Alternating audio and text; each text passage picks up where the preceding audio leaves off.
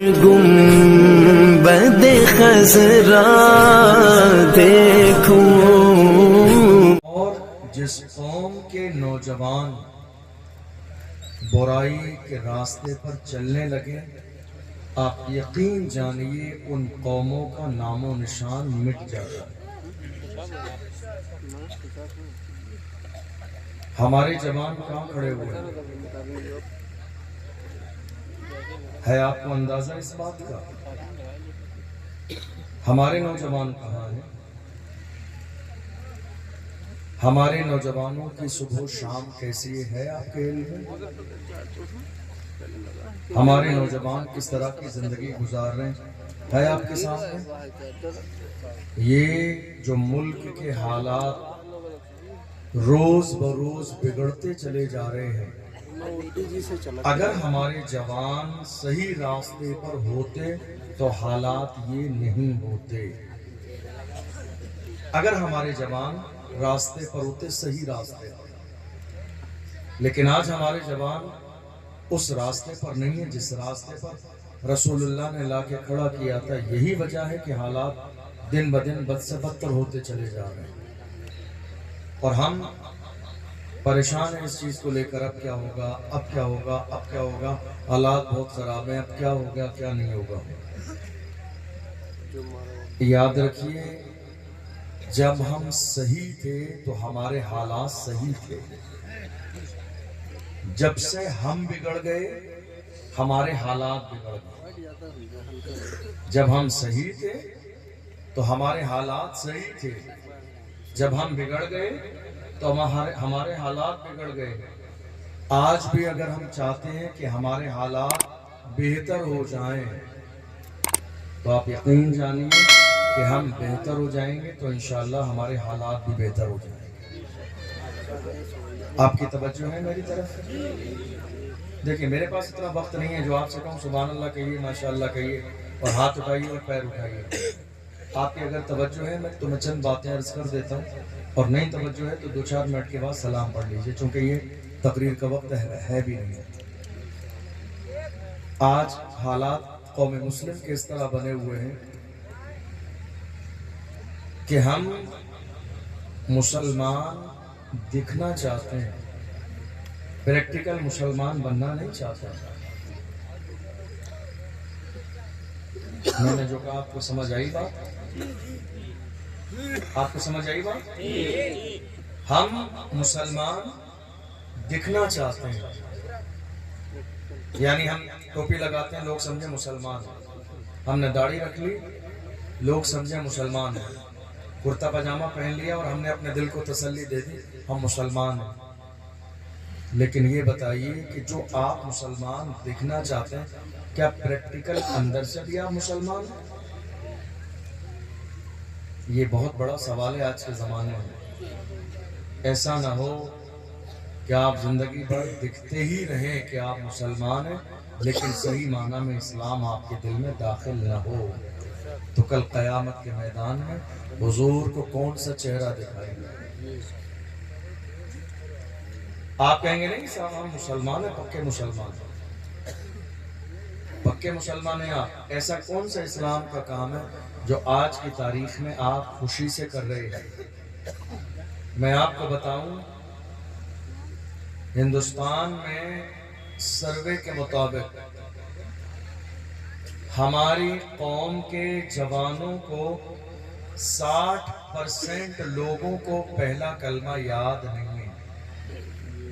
आप इन उलमा से पूछ लीजिए जो मिंबर पे बैठे हुए, जो निकाह पढ़ाने जाते हैं, कितने? 60% लोग पूरे मुल्क में 60% लोग सर्वे के मुताबिक ऐसे हैं जिन्हें पहला कलमा याद नहीं है 2025 में। आप अंदाजा लगाइए आप कहां खड़े हुए हैं। मैं आपको बहुत लंबी चौड़ी हाई फाई बातें सुना दूं, लेकिन आप ये कब जानेंगे कि आपकी जिम्मेदारी क्या थी और आपने वो जिम्मेदारी अदा नहीं की। 60% हमारी कौम के लोगों को पहला कलमा याद नहीं है, ये हमारा लेवल है। आप बड़ी बातें कितनी कर लीजिए, हम ये कर देंगे, हम वो कर देंगे, हम हुजूर के नाम पे गर्दन कटा देंगे, ये कर देंगे। ये सब जबानी बातें हैं। जिस कौम के लोग हुजूर के नाम पे अल्लाह के घर में गर्दन झुका न सके, वो हुजूर के नाम पे गर्दन कटा कैसे सकते? ये प्रैक्टिकल बात है। मैं बहुत हाई फाई तकरीर अभी कर दूंगा। मैं जो बताने लगा हूं, मेरा ये अंदाज नहीं है बताने का, लेकिन मैं ये चाहता हूं कि आप कुछ लेकर जाइए इतने बड़े प्रोग्राम से। हम रोजाना बहुत हाई फाई इनकलाबी तकरीरें करते भी हैं, सुनते भी हैं। हमने हासिल कर किया 2025 का आगाज है। हमने क्या सीखा? हम जलसे में आए, सुभान अल्लाह माशाअल्लाह, नारे तकबीर नारे रिसालत करके चले गए। हमने ये भी नहीं सीखा कि कलमा याद होना कितना ज्यादा जरूरी है। आपको मालूम है जब उलमा इकराम महफिल निकाह में कहते हैं जी कलमा पढ़िए, तो बंदा कहता है हजरत आप ही पढ़ा दीजिए। किसी को शर्म नहीं आ रही, न वालिद को शर्म, न माँ को शर्म, न चचा को शर्म, न दादा को शर्म, न खानदान को शर्म। हमारी सोच का लेवल कितना डाउन हो गया आज की तारीख में। हम शादी की रस्मों में अगर एक चीज कम रह जाए ना, तो पूरे खानदान में मशवरा होता है ये चीज नहीं होगी तो हमारी बेइज्जती हो जाएगी। ऐसा है? एक चीज ना हो, अगर शादी में 10 जोड़ी लड़की के लिए कपड़े लेकर जाना है, अगर 9 जोड़ी हो तो पूरा खानदान बैठकर बात करता है, नहीं साहब बेइज्जती हो जाएगी। हमारी इज्जत का सवाल है, तुम्हारी इज्जत का सवाल है। मेंबर रसूल पर पूरी कौम मुस्लिम के सामने जब तुम्हारे बंदे को, तुम्हारे बेटे को पहला कलमा याद नहीं निकलता, तब बेइज्जती का एहसास नहीं होता। इससे बड़ी बेइज्जती और क्या हो सकती है? जिसकी 30 साल की उम्र में शादी हो रही है और उसे पहला कलमा याद नहीं। इससे ज्यादा शर्म की बात और कौम मुस्लिम के लिए क्या हो सकती है? ये और बात है कि हमारा ज़मीर मुर्दा हो चुका है आज की तारीख में।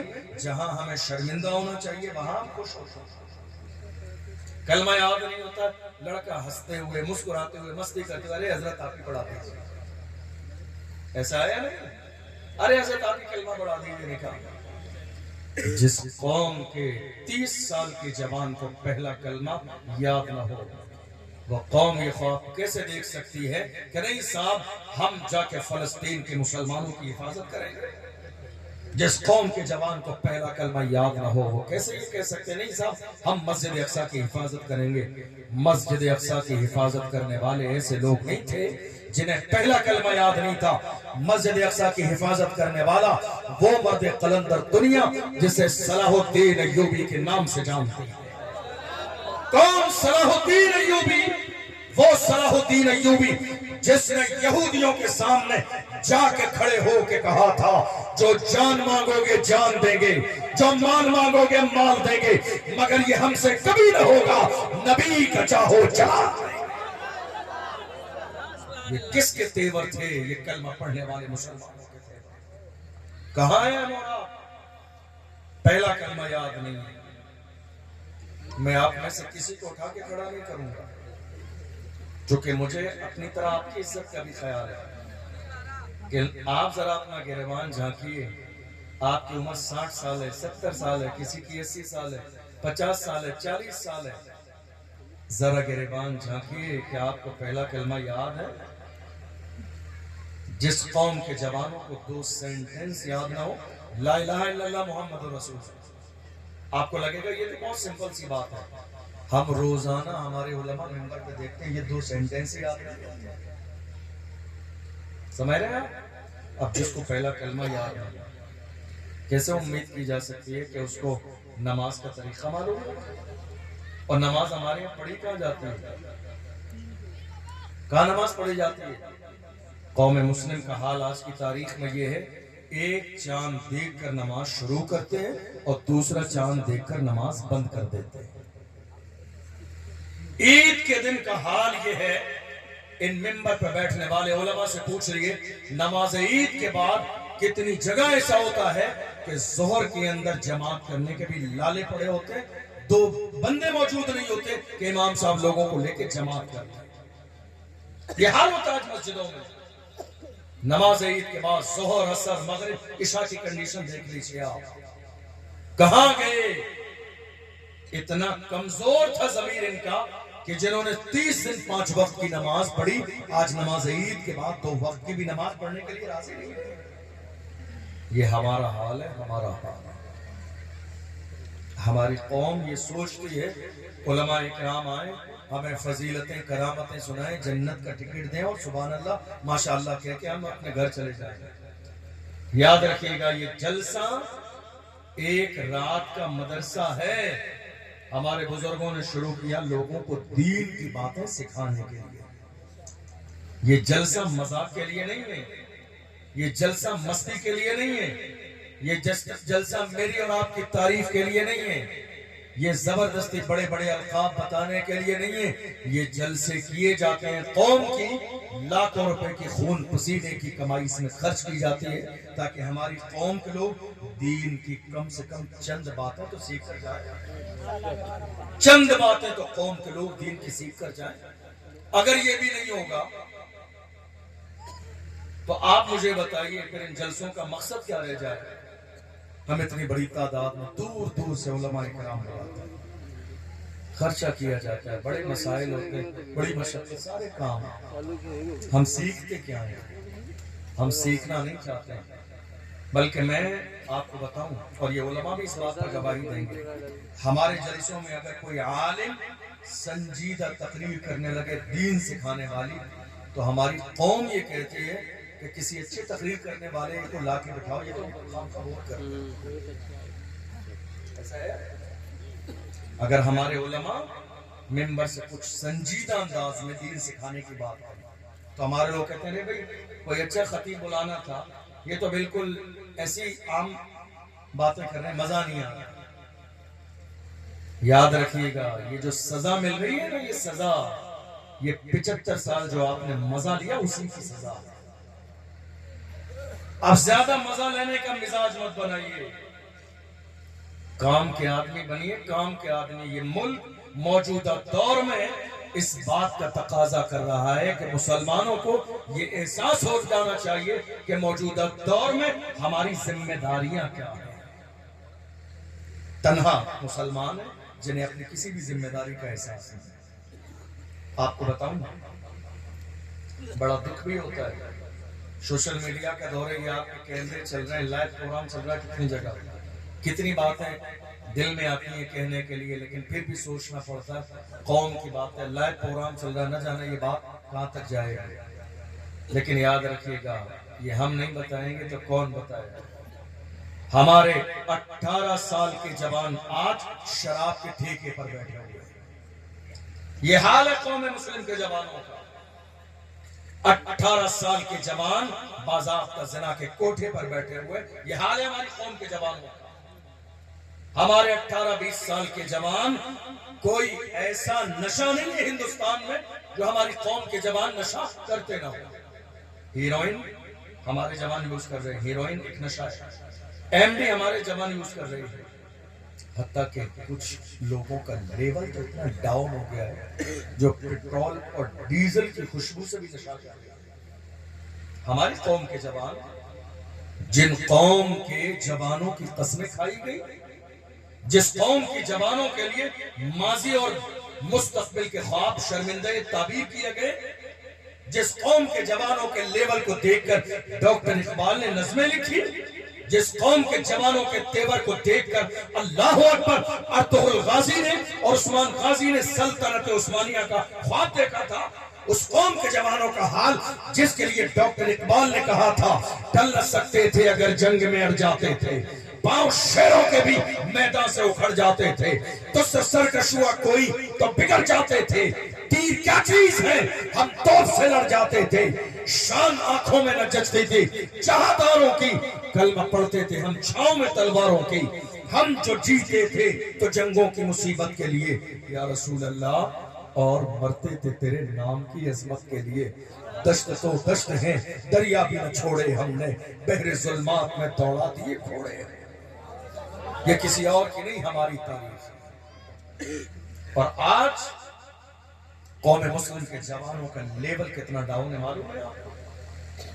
एक बूढ़ी मां 70 साल की इस इंतजार में है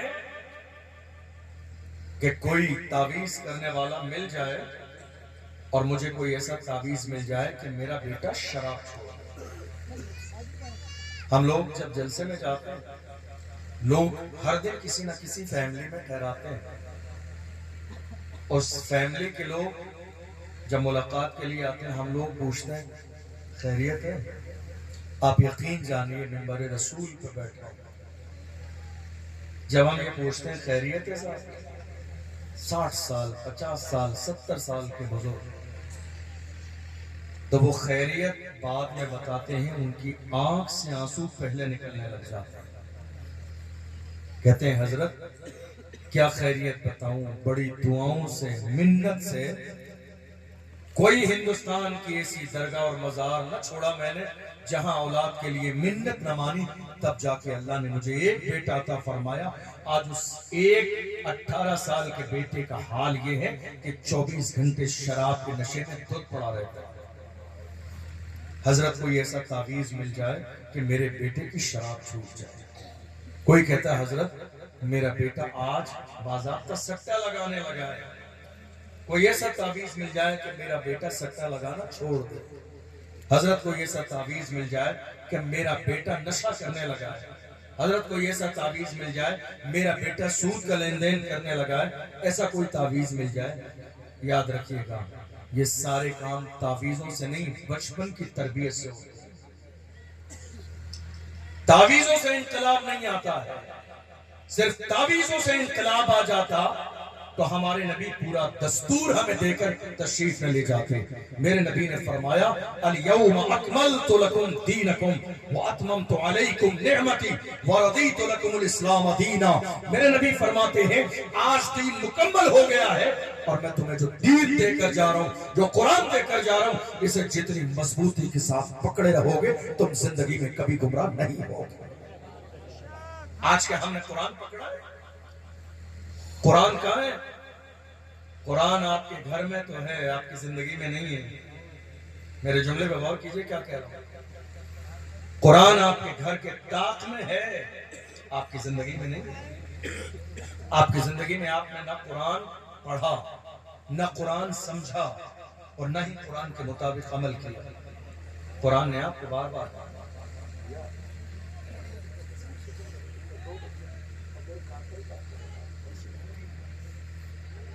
कुरान आपने पढ़ा भी नहीं, समझा भी नहीं। कुरान आपके घर में है।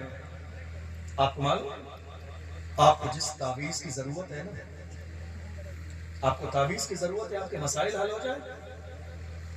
कुरान खोलिए, पहला सफा, ये जो सूरह फातिहा जैसी अजीम नेमत अल्लाह ने आपको अता फरमाई है, 3 बार पढ़कर जिस नियत से दम कर देंगे अल्लाह उसी में आपको फायदा नसीब फरमाएगा। लेकिन हमने कुरान पढ़ा नहीं, कुरान समझा नहीं। हमारी माँ और बहनें बड़ी तादाद में बैठे हुए, लेकिन शर्मिंदगी की बात यह है कि हमारे घर में कुरान महीनों के एतबार से खुलता नहीं है। आप बताइए कितने लोग ऐसे हिफ्ज करने वाले ना पढ़े और जरा सा उन्हें कच्चा याद हो तो वो समझा जा सकता है। नाजरा पढ़ने वाले कहते हैं मैंने बचपन में कुरान पढ़ा था, मैं भूल गया। अल्लाह का कुरान कहता है मन अअरद अन ज़िक्री फ़इन्न लहू मईशतन दंका व नहशुरुहु यौमल क़ियामति अअमा क़ाल रब्बि लिमा हशरतनी अअमा व क़द कुन्तु बसीरा क़ाल कज़ालिका अततका आयातुना फ़नसीतहा व कज़ालिकल यौम तुनसा।